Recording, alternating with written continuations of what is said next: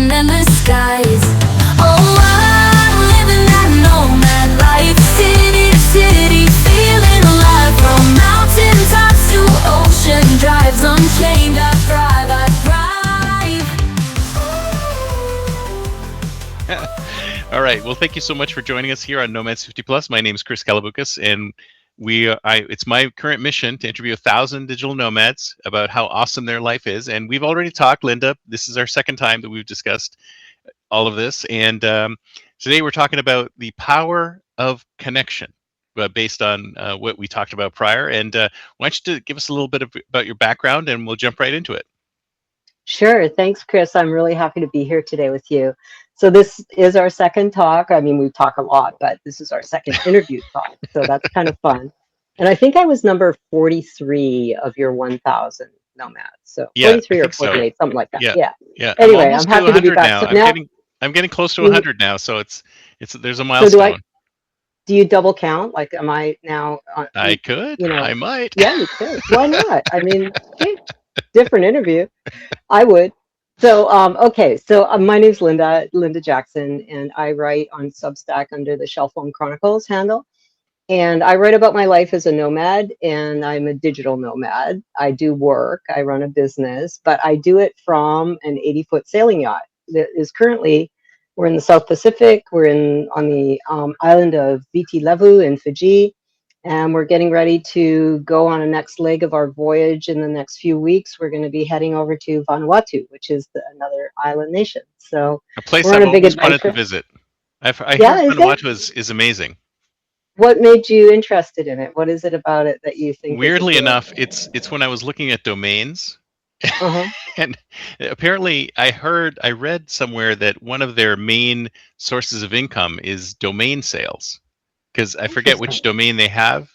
Is it? Okay. I forget which domain, or was it Tuvalu? I mean, it might have been. I'm thinking Tuvalu, they've Okay. got the .tv domain, but there was some Oh, yeah. island nation somewhere in the South Pacific that one of their major sources of income was selling their domain name, and I thought, how interesting that it's. It is interesting. And there's a couple of different ones too that sell the island of Nui. You can buy citizenship there for pretty cheap. You can buy a passport basically. Wow. And they're also famous for their stamps, postage stamps, as is the island of Wallis. And when we went to Wallis, I went to their stamp headquarters, and it was pretty interesting. They make a lot of money from selling collector item stamps. Wow, So that's cool. kind of cool. Yeah. It's kind of different from like expecting tourists to come, because Yeah.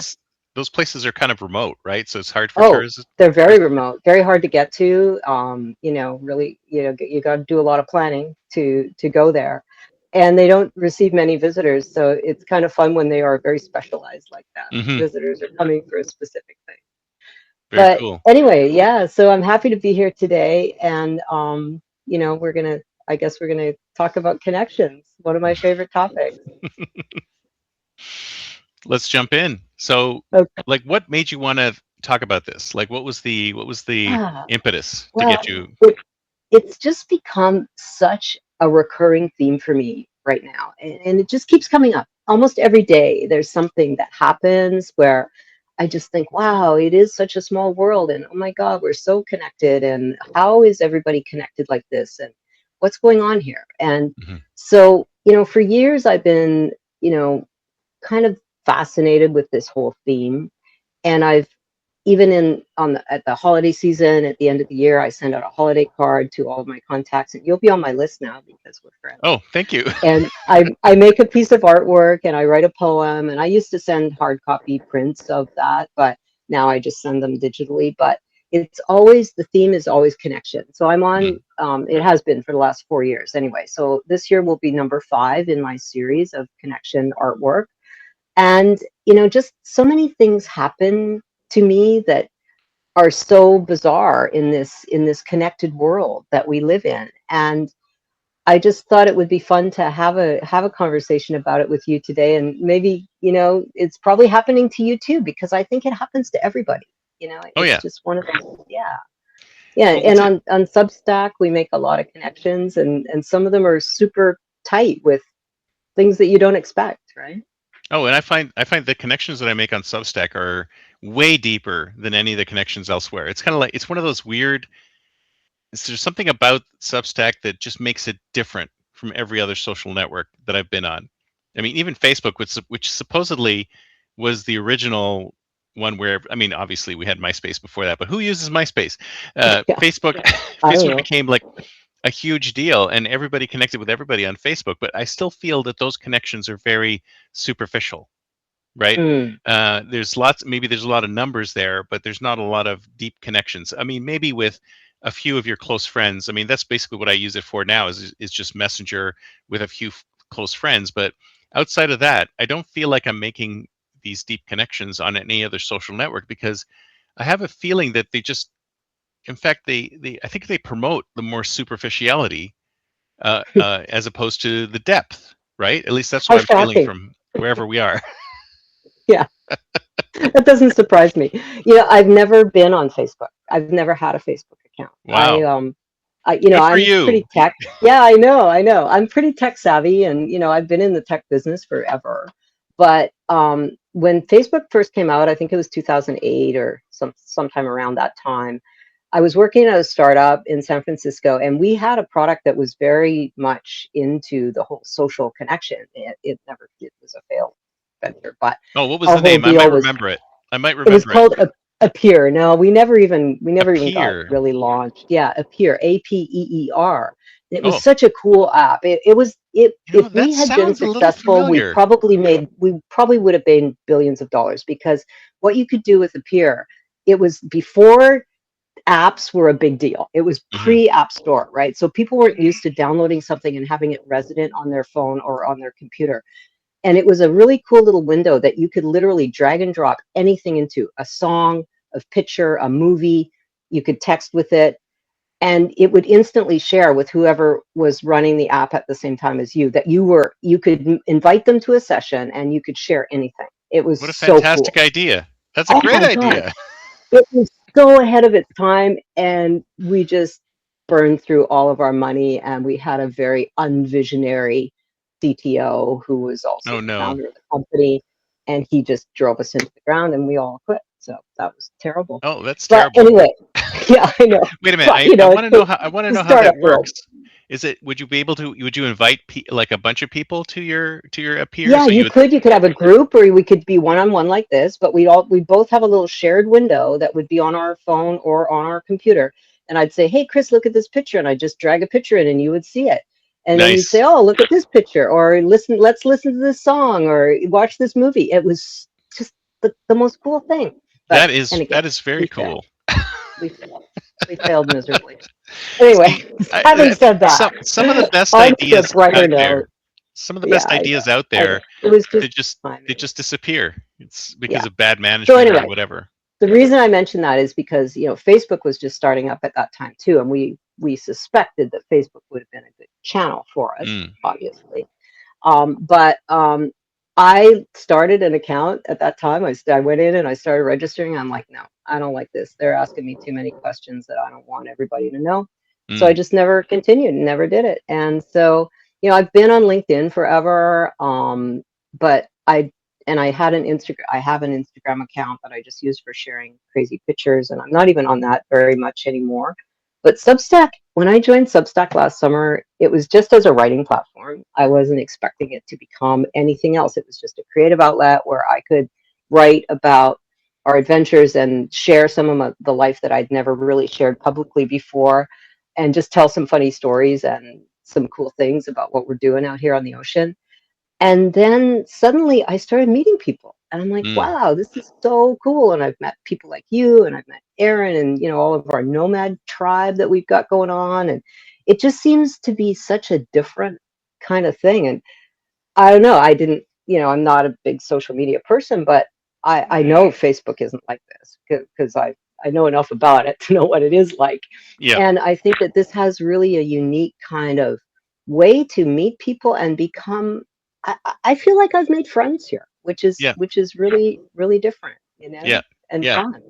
And I think the thing might be is because of the long form aspect of it, because you don't just Hmm. basically, if you look at Twitter, because I was in the Bay Area at around 2008, and I was one of the first beta testers of Twitter, and I thought Okay. this is great, right? Yeah. Because you could send these little messages, and anybody with a cell phone could just text a message in, and they had the 128 character limit, and I thought this is fantastic, and I made a lot of connections in its initial when it first came out Yeah. using Twitter, and it was very cool when it first came out because it was very quick, very and everybody talked to everybody.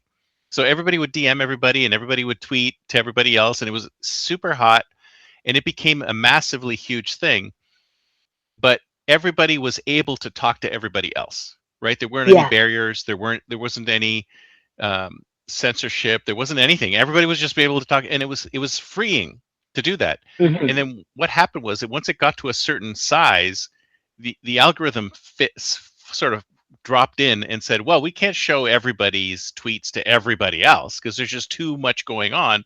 So we have to be selective. And as soon as you add that layer of selectivity, then everything falls apart because you're like, I tweet something out and like only a very small portion of the people who follow me will see it. So it's Yeah. it's incredibly discouraging because you think, oh, Yeah. I'm going to put my stuff out there and people are going to read it, and you put your stuff out there and some people don't even see it. It's completely invisible. So once that sort of algorithm falls in and they have to moderate what's out there, then those things sort of fall apart. And I think that's what's happening with all of these social networks is that when they first launch, they have these grandiose visions of connecting everybody with everybody, which Yeah. is great because that's what we need. We need more connections between people. But then we get to a point where they have to moderate it. And once the moderation comes in, it's all done by AI or by human beings. They sort of perturb the connections. They kind of Yeah. wreck the connections because they're not as real as they were before. And that's sort of like the big difference between every other platform that I've been on and Substack is that the connections feel more real and less moderated than they do anywhere else. Plus, at the same time, they're long form, which of course makes you could get a deeper dive into what people's personalities are like when you read their work. Hmm. Yeah, I think the long form has a lot to do with it, and the multi-form, you can Mm. post images or videos or all kinds of different media, which is fun too. But yeah, it's so crazy. Like just a couple of times in the last couple of weeks, it's just been things have happened where a friend of mine that I've made on Substack, I've never met him. He lives in Dallas, Texas, and we may never meet, but he's an intrepid traveler. He's been to more countries than I can count, and more than I will ever be to, I'm Somebody I sure. need to interview. But yeah, yeah, probably you should. Um, but he wrote me a note on WhatsApp and said, "Hey, a friend of mine is in Fiji, and I'd like to introduce you to him. What do you think?" And I said, "Sure, why not?" So he made an introduction to his friend who is here. He's a crew on a big research ship out of the University of Washington. They're sponsored. His program is sponsored by the Woods Hole Oceanographic Institute in Massachusetts, and he is a remote control driver for the underwater subs. Like, he has just the coolest job ever. Ooh, that And is cool. so he was here on this research ship. He was only here for a couple of days, and they were leaving the next day. But he came down to the Royal Suva Yacht Club and met the captain and I for a couple of hours. We just chatted and made friends, and now we're in touch. And he's sending me videos from 2,500 meters under the ocean over in Nice. Tonga, where he is right now. Yeah. So that was just like I this connection. It's a friend of a friend of mine that I've never met that connected me with somebody new that's now a friend. So that is just such a bizarre thing that can happen. Well, that's is see for all the times that people talk about and they denigrate the internet and they talk about how horrible the internet is and we've got doom scrolling and all these negative things that happen. It's just like any other tool. You can use it for good or for evil. And when you use it for good, it's amazing because it can connect. This is the thing that I thought was the number one reason for the internet to be invented was to be able to connect every human being on the planet with every other human being on the planet. So if it has the capability of doing that, then just think of all the misunderstandings that we could eliminate when we have everyone able to talk to everyone else in an unfiltered way. because when you get right down to it, we're all very similar. We all want very Mhm. similar things out of life. And when you break down the barriers between people and you have them actually directly talk to each other, then you find out that we have so many similarities. We have way more similarities than we have differences. I agree, but I think that human nature is such that, you know, I don't know if that can ever really happen in the real world, Mm, without those barriers, because people have so much baggage that they carry with them about the way things should be and, the way things should work. It's obviously from what's happening in the world right now, it's pretty ingrained. yeah. So I don't know. But I think, just on a personal level and in our small group kind of level, the small group level that we have, I think the internet just gives us so much more ability to connect, to reach out and to learn about other people and learn what they're doing and experience things that you would never get to experience before. I mean, there's a couple of writers on Substack that I love so much, and they write about countries that I know I'll never go to, places Mm, I'll never visit, but I learn so much from their writing that I feel like I know about these places now, which is mm. very cool. That's a connection that was unexpected as well. Yeah. Yeah, Well, and we could never have any of that prior to this, prior to the yeah. internet, prior to this kind of connectivity. Everybody was in their little silos and on their little islands. And when you read things, there were books that were kind of manufactured by, okay, is someone going to buy this book? Is someone going to read this book? So it went through so many filters and so many, and there was a tiny little elite that decided what got published and what didn't get published. And there was a Hmm. tiny little elite that showed that allowed you to put a TV show on or do a movie. And all of that has been democratized now. So anybody can do a movie, anybody can do a live, anybody can do a podcast, anybody Yeah. can write, and anybody can read anybody else's writing. And allowing that to happen just made those connections easier to happen, because I don't have to worry about going through some editorial filter to read somebody's book. I can just go directly to their Substack and I can read their Hmm. work right there. And then not only that, I can connect to them directly through direct message. And 9 times out of 10, when I DM people on Substack, they're all like, "Hey, great to hear from you. This is great." Yeah. And Yeah. everyone here is so accessible. Even the larger creators are accessible, which I find amazing. I don't see that anywhere else. It is amazing. And I've never yet had anybody say, no, I don't want to connect with you. I don't want to talk to you. I don't want to have a call. And often, because I love that part of it. So I'll often be really brazen about, well, I read your stuff and I really like this and I think we have a lot in common. Why don't we meet? And Yep. and nobody ever says no to that. It's really Hmm. fun. Yeah. Well, not in Yeah. person though, right? Because you're kind of Yeah. remote. No, of course not in person. No. No, I don't do many in-person meetings anymore.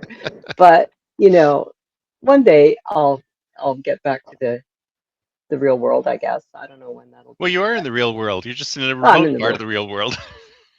yeah, a very small little corner of the But real see, you world. met somebody else through Substack who was in there, so that was good. Yeah, I Yeah. know. And that was fun. And that led to a real life meeting, which is really incredible. And so there was another incident a couple weeks ago that was another weird one where a friend of mine here, her name is Lori Mave, she does an art, she has an art channel. She's a beautiful artist. And I've connected with her and I really love her stuff. And I learned that she was hosting an artist retreat that was taking place in Sardinia. I've never been to Sardinia, but a friend of mine that I met in French Polynesia years ago, a sailor, um, he recently sold his boat and moved to Sardinia and bought an olive grove, and he's now making olive oil. Oh, And I beautiful. said, well, coincidentally, I have a friend in Sardinia. I'm going to introduce you to him because maybe you'll be able to meet him. So I wrote an email that introduced Lori and Chris. And I said, Chris, this is Lori. Lori, this is Chris. And here's what's happening. And I said, and then Lori responded and said, Chris, nice to meet you. I'm going to be in this village. And she named the village. And he wrote right back and said, oh my God, I can't believe it. That's where I live. Hmm. And Sardinia is not a small island. It's a pretty big island with quite a few people on it. And they just happen to be in exactly the same place at she was going to exactly the place that he lives. So when her artist retreat is over this week, she's going to be able to meet my friend Chris in person, which is like, wow, I haven't even seen Chris for more than 5 years, but she's going to get to see him in person and spend some time with him in this other remote part of the world. I mean, she's from Florida. I've never met her. Chris is from France, and I met him in Polynesia, and now he's living in Sardinia. And Lori just happens to be in Sardinia, and they're going to get together. I mean, how weird is Nice. Yeah. yeah, but No, see, and you were totally able to bizarre. make that happen because of those Yeah, I connections. know. Yeah. Yeah. And so they got connected from somebody who's out here on a tiny little speck of land in the middle of the Pacific Ocean. So did you ever think that So if you crazy. were now that you're actually physically out in the Pacific Ocean, you're actually physically more disconnected, but so I don't know, electronically or virtually more connected to the rest of the world than you were Yeah, before. Yeah. more than ever before. I mean, I was thinking about this before our call today and thinking about the things I wanted to talk to you about. And I just started thinking about how many places in the world that I know people now that Mm, I didn't before last August when I started Shell Phone Chronicles. mm, It's probably grown by hundreds of percent, honestly. I had a handful of people around the world that I could say, oh yeah, I know somebody there, but now I can name people in so many countries that I'm like, oh yeah, I know somebody there. If I ever went there, I know I would have a friend to visit. And if I ever want to know anything about that country, I can just send them a message and they'll probably respond to me and be helpful, right? hmm. It's not just the superficial, oh yeah, I know somebody. I think that whole definition has really expanded with all of these connections. Oh yeah, and the thing is that I think we've gotten to the point that no matter how I think people decry the virtual connections, right? They go, oh, Hmm. we really should go back to in real life, right? I mean, ever since COVID and all that stuff, Yeah. I think COVID changed everything for everybody because Hmm. there was prior to COVID, the value was still in the personal connection. Like everybody wanted to meet everybody in person. And I think we all had that same feeling. We were like, if we wanted to get to know somebody as a friend, we would hang out with them, right? Like physically, Yeah. we'd go get a drink, or they'd come over to our house for a barbecue or whatever. And then COVID basically blew that up, and we started making connections with people we knew and people we didn't know online. But now that that channel opened up, now a lot of the people that I know online, I feel like I know more or know better than the people who I know in real life that are here. In fact, my two best friends actually live far away from me, but I talk to them Yeah. every week over Zoom, Yeah. right? Yeah. And they one of them used to live nearby. The other one I knew about. I first met about 20 years ago, then moved away, and he's about 2 hours away by car. And we could meet up. In fact, we met up last weekend, but the chances of us meeting up are so slim. We still get online and talk every week. So I feel like I have a stronger connection now that we don't see each other than I did before because of the I guess the overhead of getting you Yeah. physically in the same place. Yeah. So Yeah, it's it's true, crazy. Chris. And that it is crazy, but it's also really wonderful. And I think that, the you can have as close a connection in a virtual way as I love to get together with people in real life, and I get off the boat every day and I talk to people and I interact with people, and I love that. I love it. But if I can't see my friends all the time, it doesn't mean they're not my friends. And Hmm. I have some of my best friends in the world are people that I've never lived in the same town as them. Maybe there's a couple that are from school, still from my university days, and then there's a couple that are from work associations. Never lived in the same town, never, been in a place where we could just, hey, let's go for coffee, but we're still the greatest of friends. And I think that is, it takes maybe a little bit more effort to maintain those friendships, but they're still so meaningful. They don't Hmm. mean any less because you're not there physically. Yeah, exactly right. And I think the it works through consistency, right? You Yeah. communicate on a regular basis. And I mean, it Yep. sounds cheesy, but this friend of mine who I've known for 25 years, who left, we have a standing call at 8:30 every Tuesday. So Okay, I have it that's fun. scheduled, and I Yeah, scheduled it in my calendar.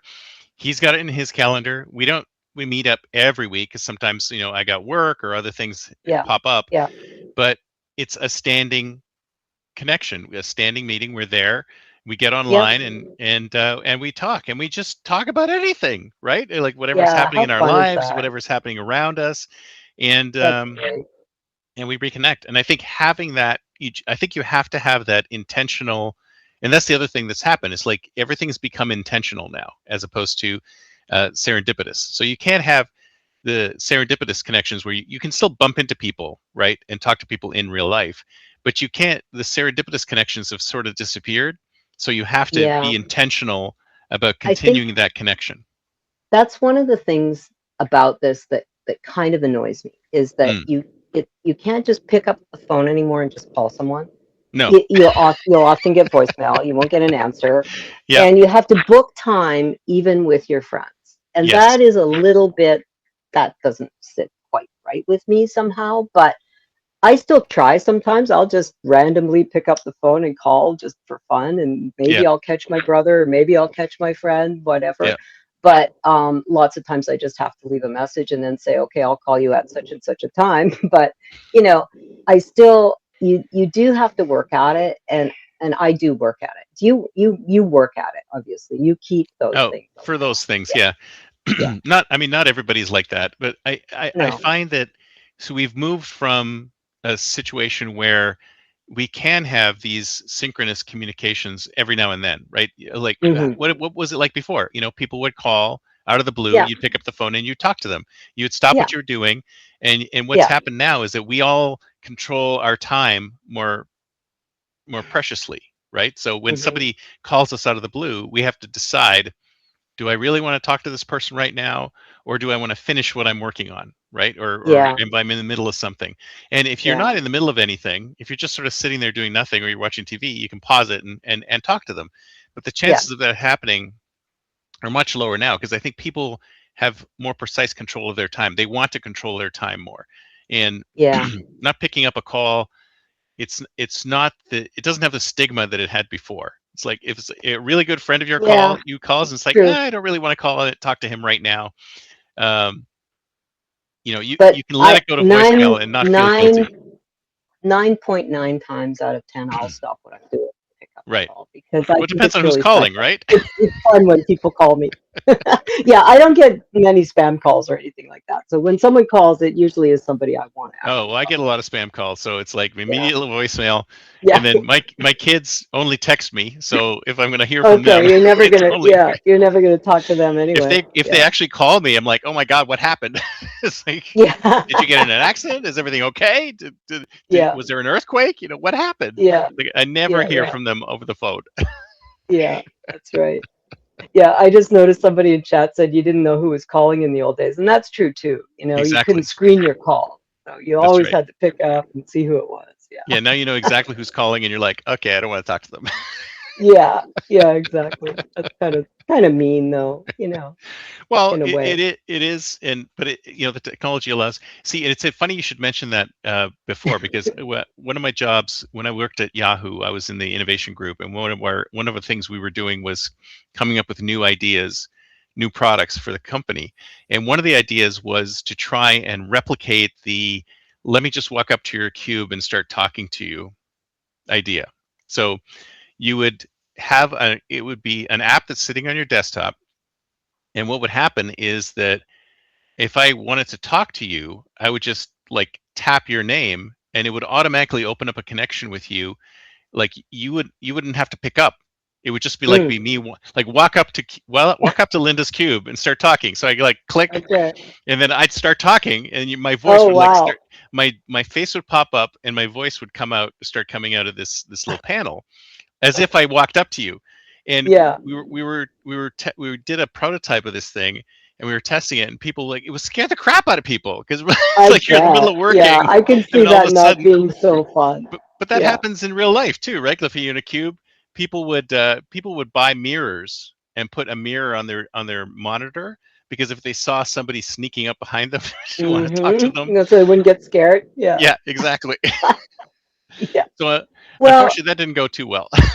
yeah, I can see that one not really working out so well, but I do like those spontaneous connections too. You know, it Yeah, is fun just bumping into somebody or running into someone. yeah. Of course, it doesn't happen to me very frequently anymore. But you know what's really funny is here in Fiji, it's a small island, small country. And a lot of people that grew up here do know almost everybody. So Hmm. whenever I go out with a friend of mine who's local, we're walking down the street and they probably see 100 people that they know. Oh, hi, Yeah, how are you? And they're always shaking hands, hugging, you know. And we can't get more than 10 steps without them saying, oh, that's my cousin, or that's my brother, or that's my neighbor, or that's somebody nice. from my What a village. great. So they're very connected here. Yeah, Very and if you think about it, that's kind of like what it's like in those blue zones, right? When you talk about the connected. blue zones where people have really long, high longevity, Yep. Okinawa, Ikaria, Sardinia, and I think there's a in Yerba Linda, I think in LA, in the LA area, it's all really tight knit communities. I mean, they exercise a lot and they eat good food, but at the same time they have a lot of connections within the community and they talk to each other Hmm. and there's a really strong bonds within the people in that community and it contributes to their longevity to have these Yeah. strong connections and these good friends that they talk to on a regular basis. Yeah. I can see that being a benefit for sure. Yeah. Yeah, so everybody out there should do more of that. That's right. We should. We all should, for sure. Yeah. Yeah. Oh man, so tell me about any other connections that you've had lately that were interesting. I'll tell you the story about when I met my wife for the second time, but it was a crazy connection story. So like predates all of this stuff. Okay. So we got together in high school at the prom, and we separated because we didn't see each like we broke up at right after the prom, and she went off and did her thing, and I did my thing, and then we both got married to other people and got divorced from other people. Okay. And what happened was that we actually ended up living in the exact same apartment building in Toronto. Wow. And I was on the fifth floor with my ex, and she was on the fourth floor with her ex. And she was at one end of the building, and I was at the other end of the building. And we were both there for about 2 years, and we overlapped to about two Hmm. years, and we never saw each other. Wow. We just kept like she would like go downstairs to the parking garage and drive away, and I would go to the subway station. I would walk outside, and we were literally in the same building, one floor apart, for 2 whole years, and we never bumped into each other. And Wow. one of the craziest things that happened was that they threw out some chairs from their apartment, and they put them in the Okay. trash. And Yeah. one day I was walking past these chairs, and I saw them in the trash, and I said, "Oh, those look cool. I'm gonna take those." So I took them back to our apartment, and so we didn't see each other for a long time, and then she connects with me online, and I moved to California. So I moved to California, and I moved everything to California, including the chairs. And she connects with me online through Yahoo Messenger, and we start talking, and we start seeing each other, and we start getting together, and eventually bring her down here. And I bring her down here, and she comes to my house, and I have all the garage is full of stuff from the move, right? And she walks into the garage, and the chairs are sitting there. And I said, and she goes, "Where did you get those?" And I said, "Well, I was, I got them from somebody had thrown these things out at our apartment at this apartment in Erskine." And she's like, "Erskine? What do you mean Erskine?" I said, "I used to live on Erskine." She goes, "I used to live on Erskine." I said, "What number Erskine?" She said 55 Erskine. I said, 55 Erskine. I lived on 55. And we started these exact same chairs, which traveled with me all the way to California. I ended up Wow. having them. And I said, "Are you sure that these exact same chairs?" So I flipped them over, and then the brand name was on the bottom. She says, "That's exactly what they were." So got connected over these chairs. But it Wow. was So nuts that do we you still actually have moved. them? Oh yeah, of course. Wow. For sure. You Absolutely. got to keep those forever. Those are the But chairs. it was a crazy connection that we both never saw each other, but we lived in the exact same apartment building for 2 whole years, and we never saw each other. But then she like pinged me out of the blue, and we got together from there. But it's That is so amazing. weird. And if it wasn't for the Yeah. internet, we never would have seen it. We never met each other again. So it's Right. amazing Yeah. the power of connection Well, can do. I I met the captain in analog form. So we met on a sailboat though. So Hmm. that's kind of cool. Nice. Yeah, a friend of mine, actually my roommate had a sailboat and we used to sail frequently. And then one Sunday he had invited the captain to join us for the day, and that's where we met. So that was kind of fun too, meeting on a sailboat and then ending up together on a sailboat. Nice. Nice. But I have another fun sailboat connected story that happened to us last year. Before we left French Polynesia last year, we were on this little island called Wahini. It's one of our favorite islands in French Polynesia, and that was where we were going to leave from when we left to sail west to Samoa. And we were anchored in this beautiful little place, and this guy came by one day in a dinghy, and he had a little girl and his daughter with him. She was driving the boat, and they came by and they slowed right down, and he was really looking carefully at our boat. And then he saw me on deck and he waved, and they came over and he said, "I know this boat." Mm, And I said, "Well, how do you know this boat?" And he said, "Well, for one thing, I recognize the name, because he said, 'You haven't changed the name of it, have you?' And I said, 'No.' And it was called the Duende." And it turns out he was from Denmark. This boat was built in Denmark. And he grew up in the little village where the shipyard that built this boat is located. And they still are in operation today. wow. He was a young teenager when this boat was built, but he's now a marine surveyor and he works in the shipping industry.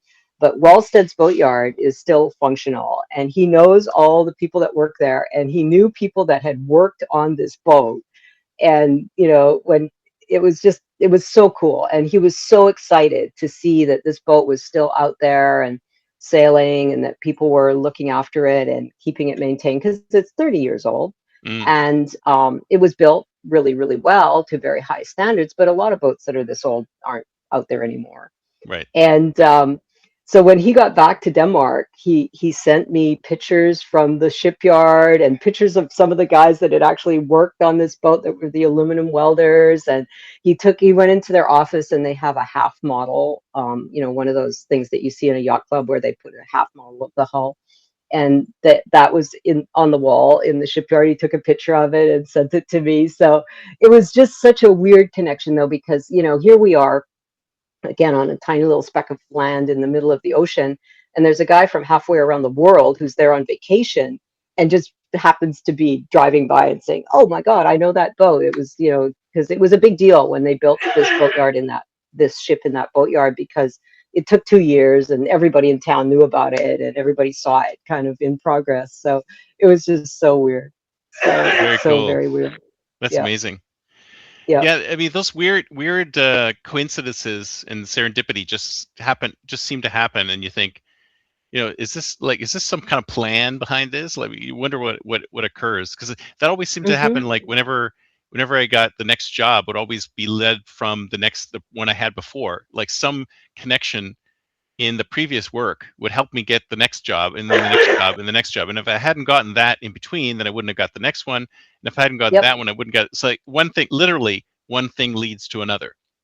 Yeah. So And that there's they talk about the butterfly effect, where the beating of a wing of a butterfly can change things on the other side of the world. And I think that's really true. And you wonder sometimes, what if you hadn't taken that path? What would you be doing now? It would yeah, certainly be something different. It would yeah, certainly be a different situation. But all the events lined up for you to be where you are now. So, yeah. So I wanted to ask you, so as a digital nomad, especially, you're like all over the place. So it must be hard to keep in touch and connecting with people. And like, how do you do that? Do you have the intentional, like, let's talk at the same time every week, or I mean, how do you maintain the connections that you yeah, have? I'm a little more random, I think, but also very random and rigorous at the same time, I guess. Mm. That's kind of my personality type. But I'm, Randomly you know, rigorous.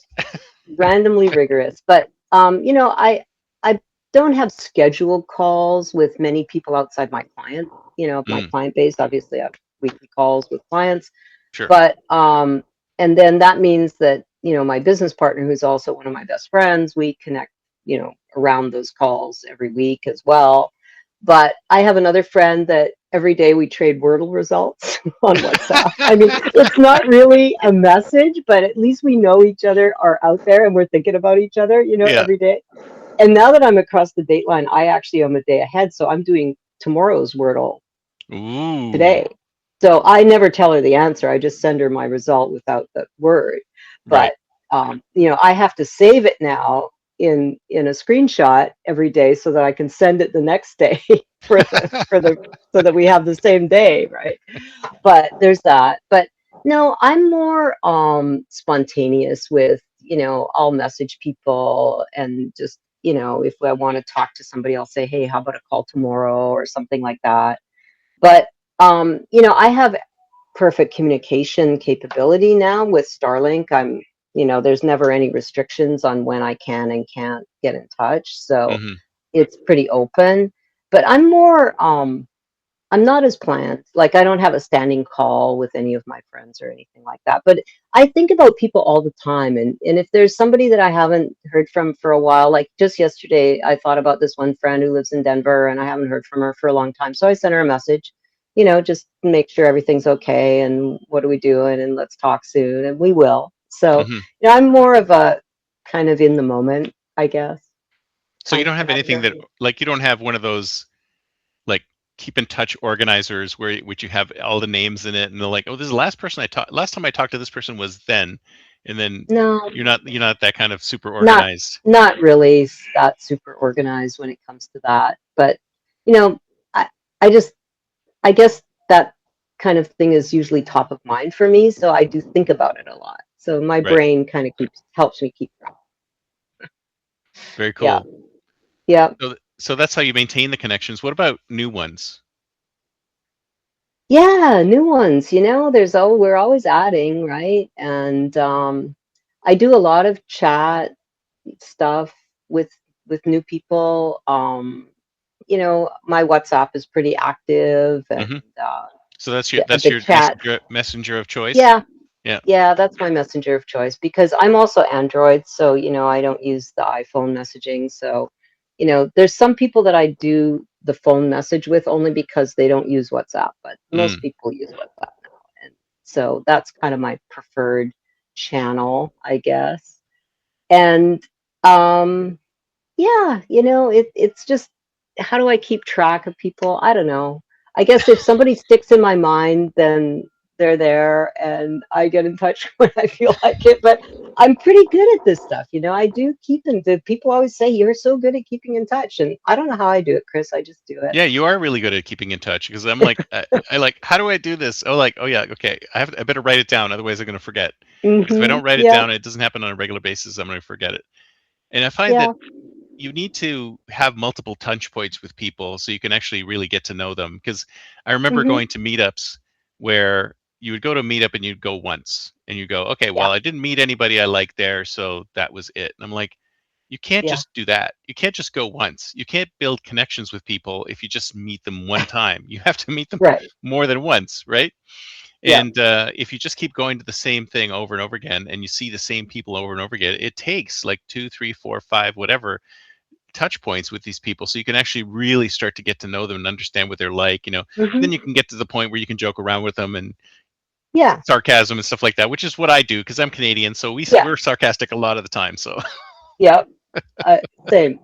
But yeah, I like to when I meet somebody new, if I'm making a connection and we've only, like, let's say somebody on Substack and we've had a few messages back and forth or we've commented on each other's posts or whatever, and right. I feel like there's something there, then I'll often suggest we do a call so that we Mm, can actually talk and see each other because that means a lot to me. I like to be able to see somebody's face and, have a Zoom call or whatever. yeah. So I'm not afraid to ask for that and then set up a Zoom and then we see how it goes. And, sometimes that turns into something like, I think that's how I met you. I wrote to you and said, hey, why don't we do a call? I'd like to Yeah. talk. And Yeah. that's what we did. So, that's always a good way for me to establish a new connection and to get, to figure out if that's going to be something that we want to continue or not, right? Yeah, because that, I Yeah. mean, that is one of the things that a lot of people who travel a lot have to deal with, especially if you're traveling solo. I Hmm. mean, I know you're not traveling solo, but there's lots of solo travelers who are out there who have trouble, maintaining connections with people because Yeah.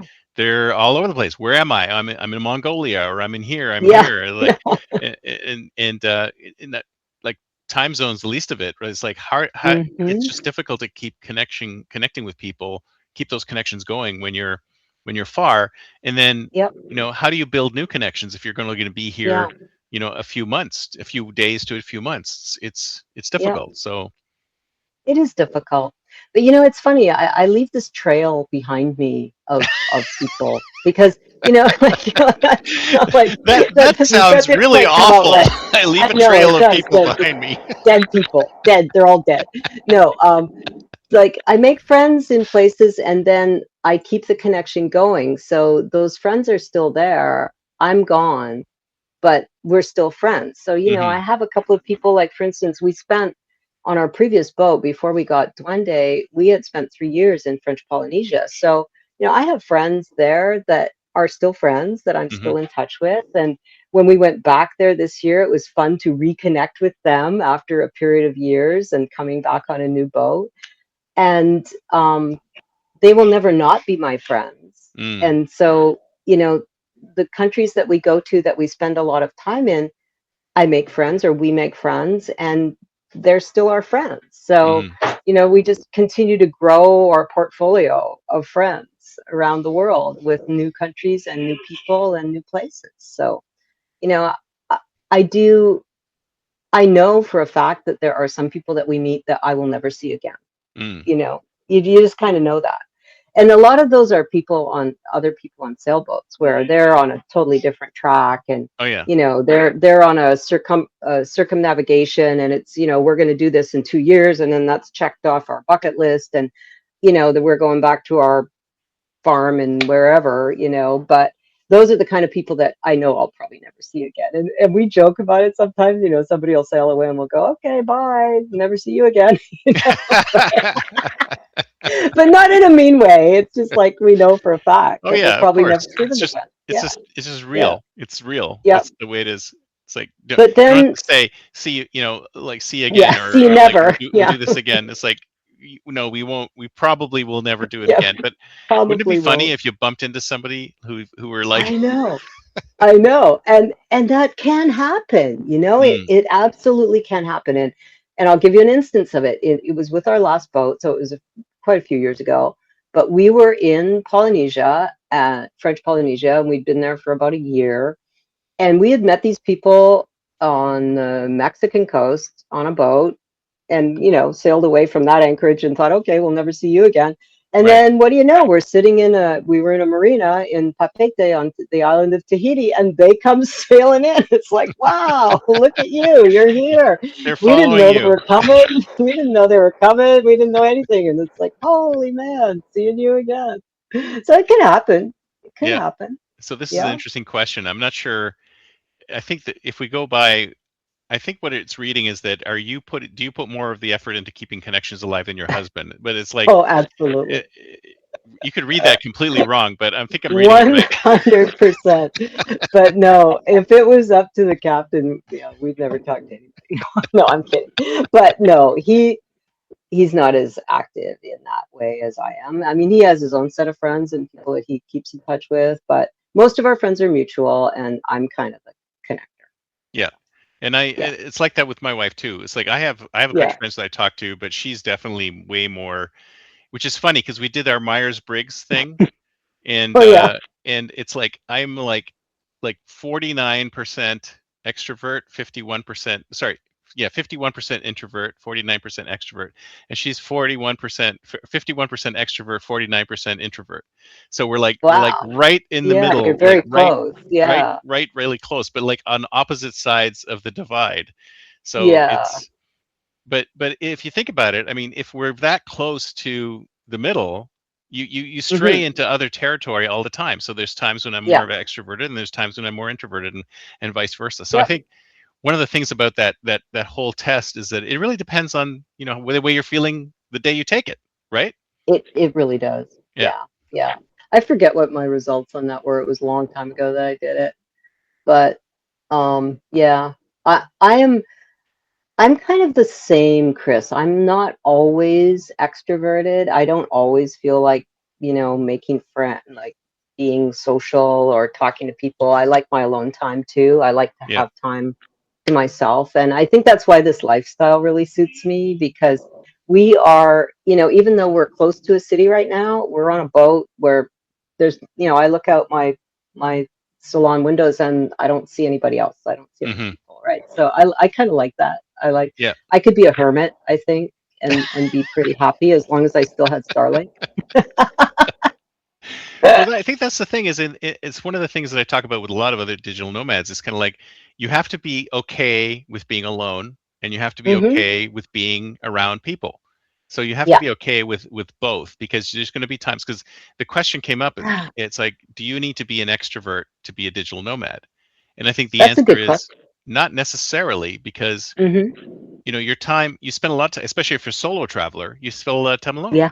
and you spend a lot Yeah, of you time do. with other people. And especially if you're in foreign countries and you don't speak the language, you definitely feel very alone in places like that. Yeah. So it might even be more useful to be an introvert in place, if you're a solo traveler in foreign countries where you don't know anybody, because that's But what you're going to be you you're going to could be more doing more. you Sorry. could get super lonely though if you weren't True. willing to get out and meet people and talk to people, strike up conversations with people. That is one thing that I really do like doing. I like to just talk to random strangers, and one of my things that I like to do is And you ever got, I love who to is this practice. woman? Why are you talking to me? Yeah, Go I away. know, I know, I know. But I practice a lot of the random acts of kindness. Mm, Um, I like to just be helpful to people, and that often leads to spontaneous conversations. mm, Like you let somebody go ahead of you in the grocery lineup because you've got a whole basket full of things and they've got one thing, and at the same time you start talking to them, and then you've done something nice for somebody, but you also have made a connection with somebody. And I think that's important when you're traveling and you are alone or with one other person and you need to have other connections. You got to be not afraid to talk to people, and to ask them questions and to get to know them a little bit. exactly. Exactly. Yeah. And if you're really introverted, then you can just take heart in the fact that some of these connections aren't just going to go anywhere. It's just small talk, right? You're talking to Yeah, it's just the small talk. cashier or the person in Yeah. the line, or there's no Yeah. pressure. There's no pressure for a long conversation. It's just, Yeah. 30 seconds and then boom, you're out. Yeah. Yeah, you don't have to become lifelong friends with somebody you Exactly. meet in the supermarket. It can be Unless you just hit it off random. and then you're like, Yeah, okay, let's go to the bar. then Let's yeah, go have a drink. great. This is great. Yeah, for sure. I know you're You just can like always me. do You're that. like my brother from another mother. That could happen. Yeah, I think you got to keep a little bit of a barrier up for some of those things, but it's random. I mean, a couple weeks ago, I was out on a walk. I walk extensively, and I walk all over town, and I even walk places where people. I don't go out at night, but during the day, I'm never afraid to walk on the streets. Even though some people have told me that even in daylight, there's robberies that happen here. I've never seen any evidence Right. of that. And I was walking up this hill, Reservoir Road. On my way, often I'll walk to the grocery store, which is about 5 kilometers, and then I'll take a cab back with all my stuff. So I'm on my way to the grocery store. And this guy was on the other side of the street, and then he crossed over, and then I passed him. And he happened, I just said Bula, you say hi to most people here that you see on the street. And he said Bula back. And then he said, Boy, you're walking fast. And I said, Yeah, I'm a pretty fast walker. And so he started kind of keeping up with me. And it Oh turned out boy. he was going to the same neighborhood, but we just walked together the whole time. Yeah. And Yeah. he was a young guy, maybe in his 30s or something like that. And I learned he had 5 kids and he didn't have a job right now and he was looking for a job and he lived in one of the settlements. He doesn't, Nice. the settlements here are like squatter communities where there's no services or electricity or anything, and they're just random shacks that are built there. But that's where he lived, and Right. he was just a nice, friendly guy. There was no, he wasn't trying to, you know, steal from me or take advantage. He was just interested. It's like, you don't see too many older white women out walking around the streets of Suva in Fiji. So I think he was just more curious than anything. And I was curious about him. So we just had a good conversation. We walked together for like 40 minutes. And I'll never see him again, but actually he wanted me to he kept asking, it would be so great. My kids would love to meet you. I said, why would your kids want to meet me? Because they've never met anybody like you, the fact that I was off a boat and I was an old white woman walking around town, right?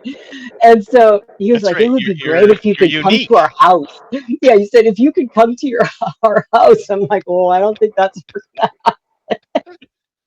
but it was pretty funny. I was just thinking about it. I Who came knows? home and If I you told could the have gone, captain it would have been about a it. great meal. You had a Ah, great yeah, time. Anything could sure. have All happened. kinds of things could happen. Yeah. You never know. You never know. You just never know. You got to Make sure your turn down husband all comes those too. opportunities. Then it's like, Oh, oh, yeah. Yeah.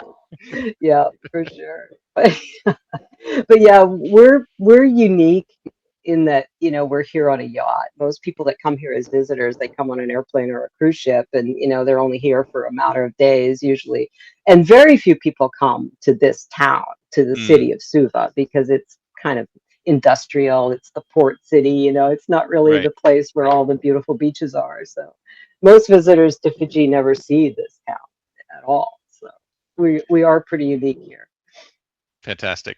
So we only have Yeah. about 5 minutes left. I Yeah. wanted to ask you, it's like Okay. you've been to all throughout the entire South Pacific now, practically, right?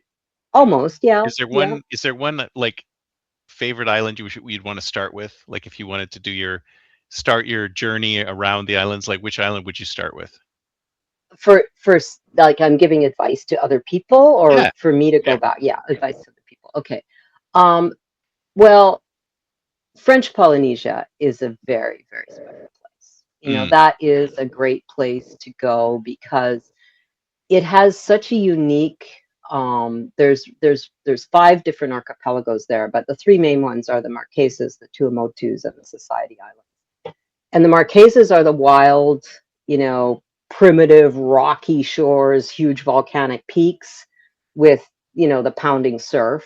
hmm. And then the Tuamotus are the atolls that are just flat coral, coral rimmed lagoons with beautiful deep lagoons inside the reef.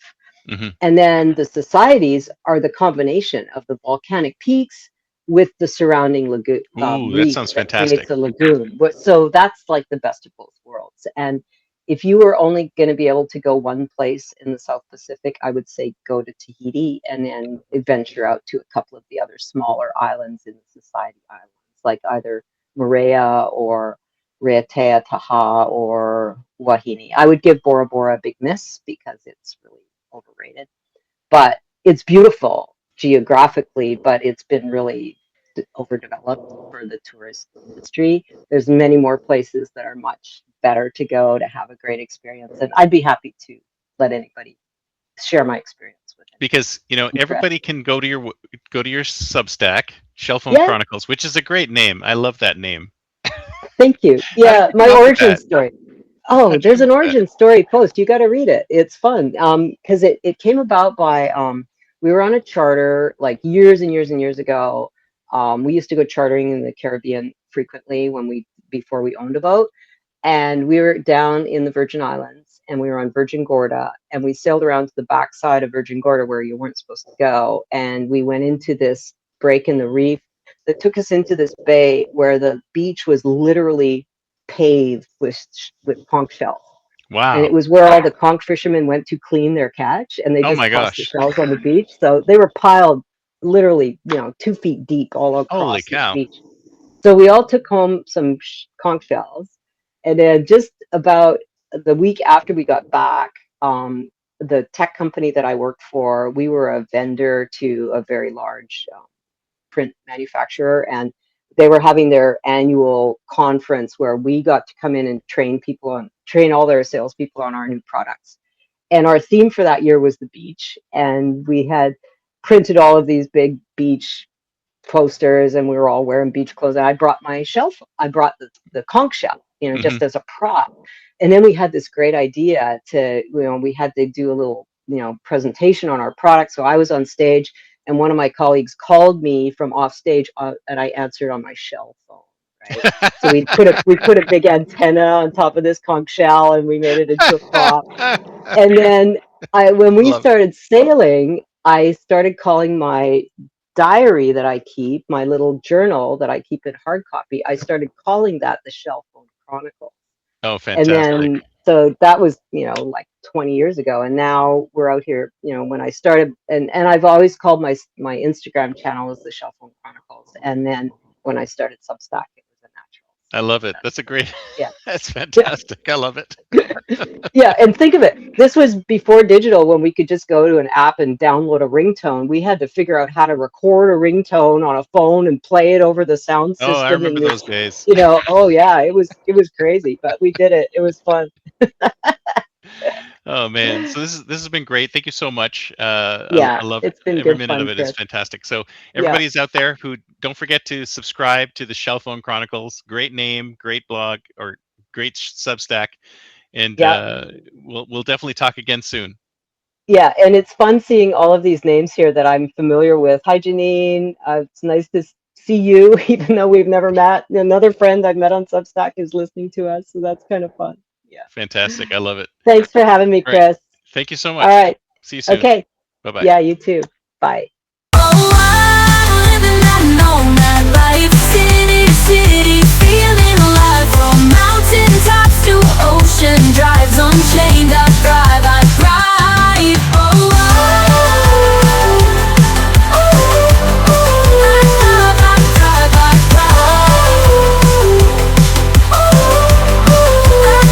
I thrive, I thrive.